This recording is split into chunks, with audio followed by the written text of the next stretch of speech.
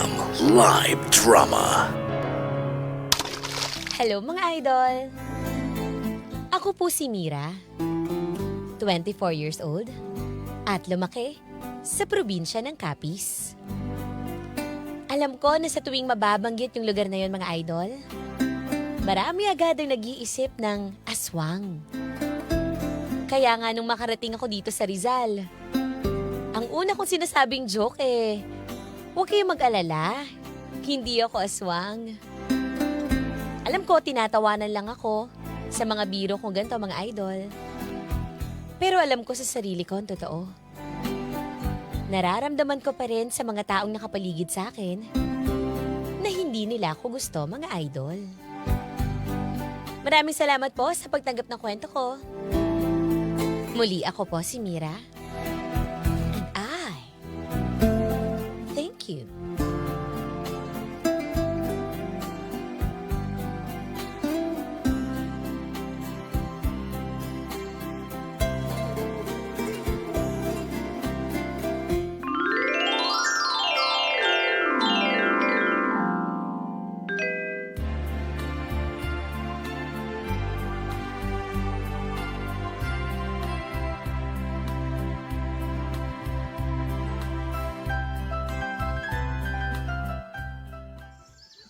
Salamat naman at nakarating ka dito, Mira, sa Rizal.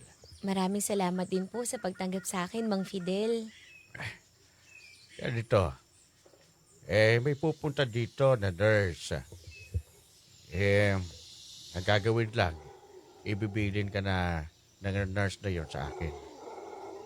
Para sabihin kung anong gagawin. Wala ka namang gagawin dito nga iba kundi alagaan lang ako. Sige ho. Pero wag ho kayo mag-alala dahil may background naman po ako sa pag-caregiver. Kaya po, alam ko naman na rin po kung paano po mag-alaga ng matatanda. Mabuti kung ganon. O sige. Pagpahagin ka muna at alam kong pagod ka sa biyahe. Maraming salamat po, Mang Fidel hindi ba ho kayo natatakot sa akin? Alam mo, hindi ako natatakot sa kahit kanino. Alam mo naman, na-retired na Army ako. Kinakatakutan ko lang naman ay yung hindi ako makatulog. Dahil sa katandaan ko na, marami akong narinig na lingas-ngas. Di bale ho, kada hindi ho kayo makakatulog, pagtitimpla ko po kayo ng mainit na gatas. Ay, salamat Mira. Salamat talaga.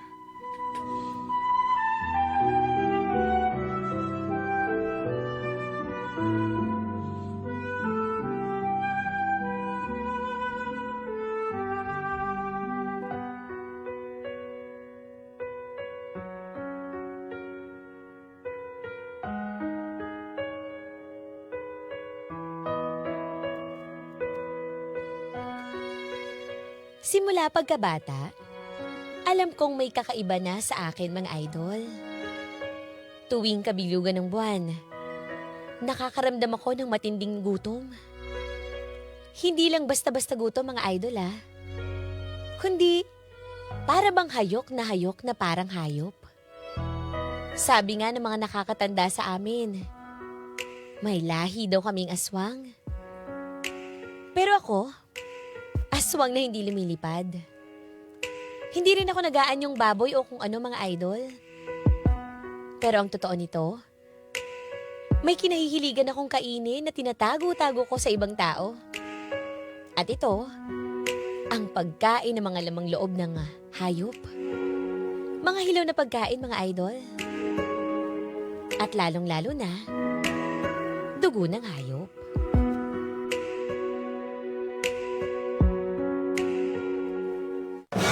Nako, Mang Fidel balibalita ko. Yan si Mira, mag-ingat ka dyan. Baka kasi mamaya, di ba, kainin ka na lang buhay. Oo, Fidel. Narinig ko. Di ba, yung babae galing sa probinsya, maraming aswang. Sabi rito, kapag madaling araw, may babae rin na tumatakbo-takbo. Ewan ko ba kung ano ba yung mga nakikita nila, pero nakakatakot. Ano ba naman kayo dalawa? Baka kwentong bayan lang yan. At hindi ako naniniwala sa ganyan. Ay nako, hoy Mang Fidel, matanda ka na. At saka baka mamaya, ikaw pa yung biktimahin yan. Magpaglagay ka na dito ng mga CCTV para at least 'di ba safe ka at kung ano man ang mangyari sa iyo, may ebidensya. Oo nga, Fidel. At saka, malay mo, hindi lang siya basta aswang. Baka malikot din ang kamay niyan. O di ba? Ang laki ng retirement mo sa pagiging sundalo mo. O, baka mamaya, kuhanin niya yung kayamanang iniipit-ipit mo rito sa bahay na ito. Kaya ko naman yung sarili ko. At sa mga ganyang bagay, hindi mo naman magyayari yan. At hindi naman totoo yung mga sabi-sabi na yan.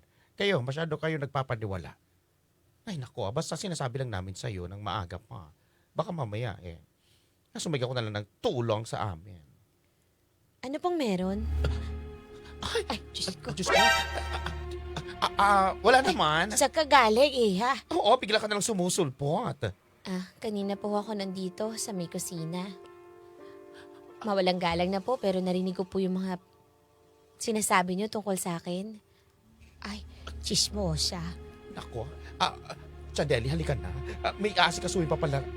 May asikasuhin pa pala ako. Oo, sige. Oh, Fidel, mag-iingat ka, ha? Tignan mo, bigla sumusulpot-sulpot. Diyos ko, delikado yan, Fidel. Ay, Diyos ko. Inalas na naman dito sa lugar na ito. Pasensya ka na, Mira. Alam mo naman na iba yung mga binibigas ng mga salita ng mga kapitbahay ko dito sa amin. Huwag ka naman lang magpa-apekto. Naiintindihan ko naman po, Mang Fidel. Nasasaktan lang naman po ako dahil pinag-iisipan pa nila ako na kukunin ko daw po yung yaman ninyo. Mira, ako na lang yung humihingi ng dispensa sa'yo. Huwag mo na lang silang pansinin. Sige ho, Mang Fidel. Pag nagugutom na ho kayo, sabihan niyo lang ho ako. Doon lang po ako sa kusina.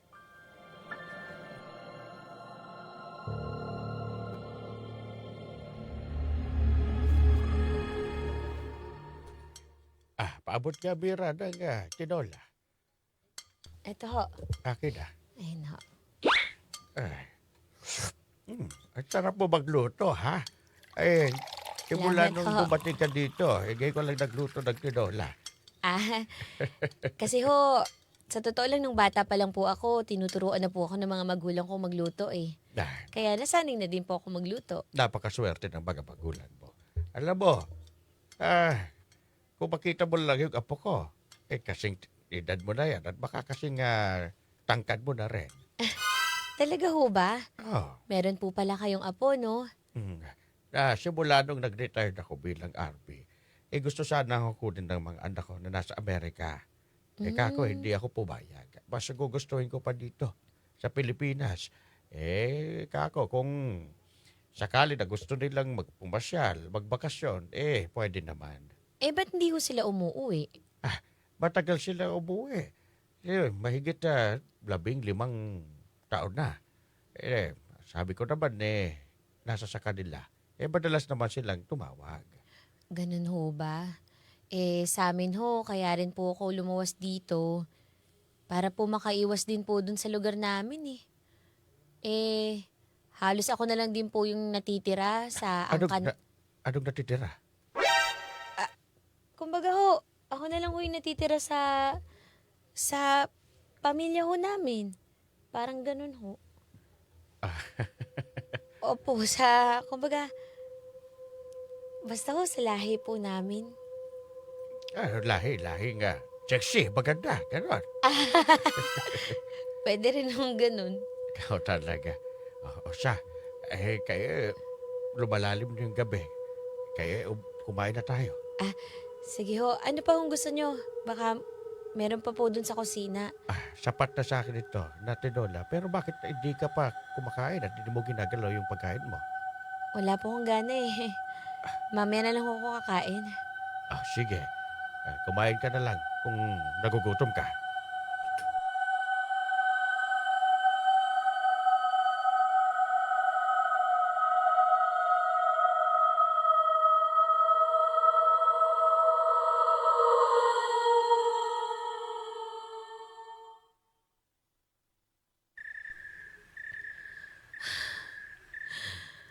Aray ko, sakit na ng tiyan ko.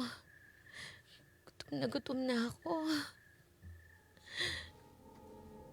Saan ba ako makakahanap dito sa lugar na to?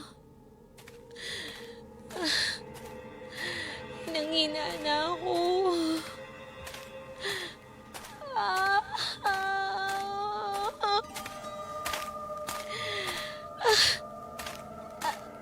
ah, ayan. May nakita ko. Diyos ko. Sandali. May tao ba dito? Ang sakit ng tiyan ko. Saan na kayo? Lapit na kayo. Lapit na kayo. Halina kayo dito. Halina kayo!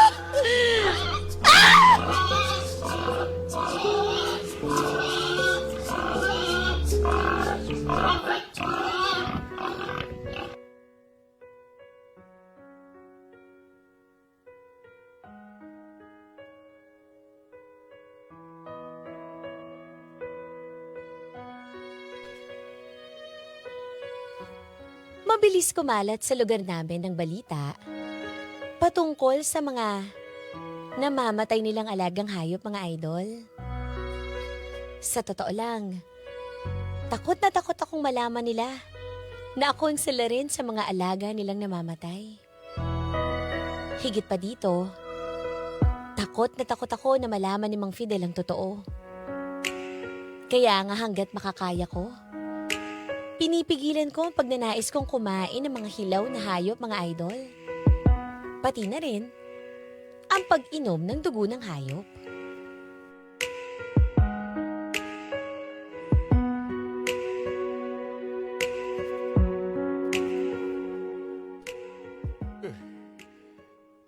Nahihilo yata ako.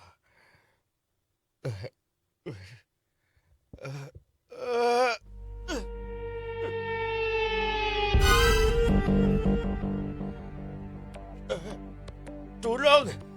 Mira! Mang Fidel? Tulungan mo ako! Mang Fidel? Mang Fidel! Mang Fidel, ano? Mang Fidel, anong nangyari? Tumawag ka ng tulong. Napagok yung ulo ko. Ha? Tumapa sa semento. Tignan mo, dumudugo yung ulo ko. Mang Fidel, ang dami niyong dugo! Tumawag ka ng tulong. Humingi ka ng tulong sa mga kapitbahay natin. Bilisan mo, Mira. Mang Fidel! Ang dami niyong dugo, Mang Fidel! Bakit tayo mo ako hawakan? Tulungan mo ako. Itayo mo ako. Hindi! Mang Fidel, ang dami dugo ako. na katawan ninyo, Mang Fidel! Mira, ba't mo ko tinititigan na aaga? Ang daming dugo! Ang daming dugo! Ba't hindi mo ko itayo? Mira! Ang daming dugo! Mira! Mang Fidel! Saan ka pupunta, Mira? Mang Fidel! Mira! Hindi ko kaya, Mang Fidel! Mang Fidel! Mira! Diyos ko! Fidel! Ay! Esmeralda! Diyos ko! Kaya pala nagsisigaw dito si Fidel, bumulagta! Ay, ano ko? Ay, tayo natin si Mang Fidel, tayo ka! Fidel! Fidel! Tayo.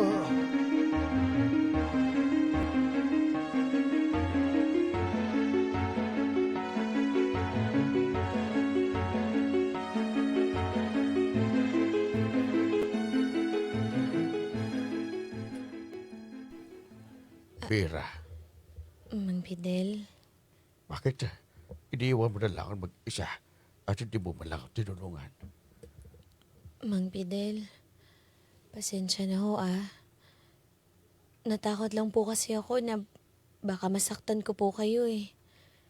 Kaya po hindi na lang po ako lumapit sa inyo. Masaktan. Papalayasan niyo na po ba ako, Mang Fidel? Mang Fidel, parang awa niyo na po. Wala na po akong babalikan sa probinsya namin, Mang Fidel. Nakikiusap po ako sa inyo. Sana po huwag niyo po akong palisin sa bahay niyo, Mang Fidel. Hindi ko magagawa yun. Hindi kita papaalisin.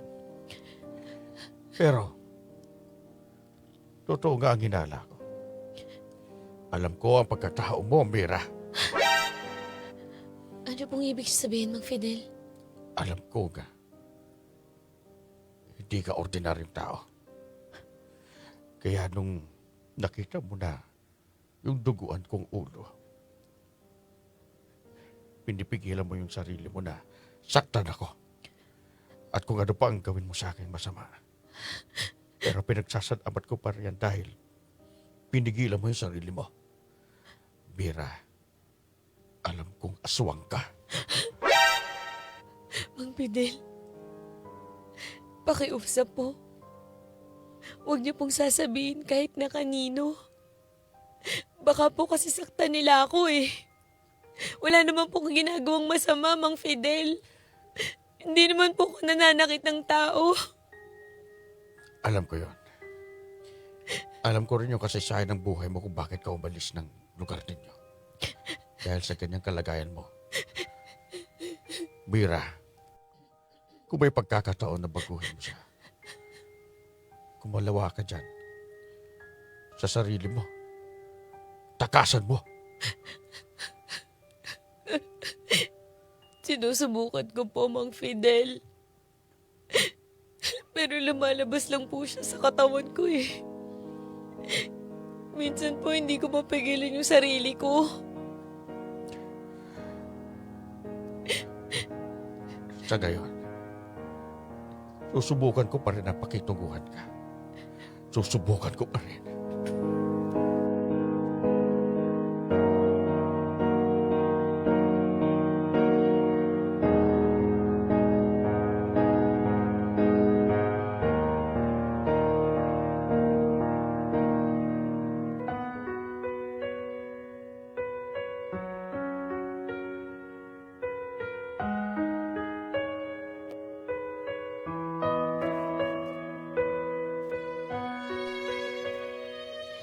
Ngayon, mga idol, nakatira pa rin ako dito kay Mang Fidel.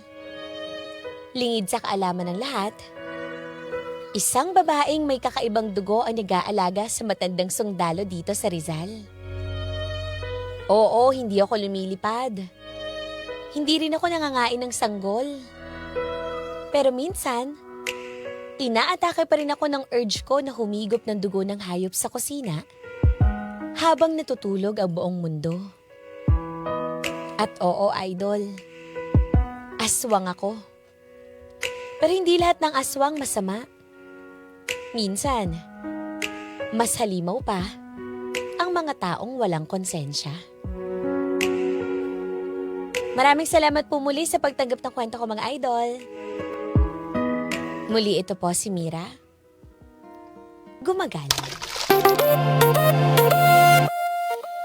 Mga idol, may kwento ka bang gustong ilabas? Sa yaman o sakit? May handang makinig. I-chat mo lang kami sa Facebook page 93.9 IFM Manila para bigyang buhay dito sa IFM. Dahil ang kwento ng idol, maririnig ko na yarn. Hindi lang sa radyo. Ang IFM live drama ay nasa Spotify na rin. Available din sa YouTube at Facebook. Grabe naman yun! Creepy Friday dito sa IFM Live Drama. Sabi nga ni Ate Lilian, nakakaloka naman. Takam na takam sa blood si Mira. Oo, baka may ganun kasi talaga, no? Yung sinasabi nga nila na urge ng pagiging aswang niya. Ayun yung natira sa bloodline nila. Hindi kakain ng tao, hindi kakain ng kahit ano, basta hayop. Ayan, nako. Ito, si Paps Teds Azares, nakikinig sa atin. Tinilabutan naman ako dyan. Tumayo tuloy ang aking Sino? balahibo. Akala ko ano yung tumayo sa'yo eh. At shoutout kay Paps Kim Hilario dyan sa may Antipolo. At ganun din kay Kuya Michael Loyola and Boss Bon Samson ng Manila Bulletin. Ate! Anong FM station ang pinapakinggan mo? IFM! Ano ulit? IFM! Ano? IFM nga ni! IFM nga ni! Oh, man! Narinig ko na yan!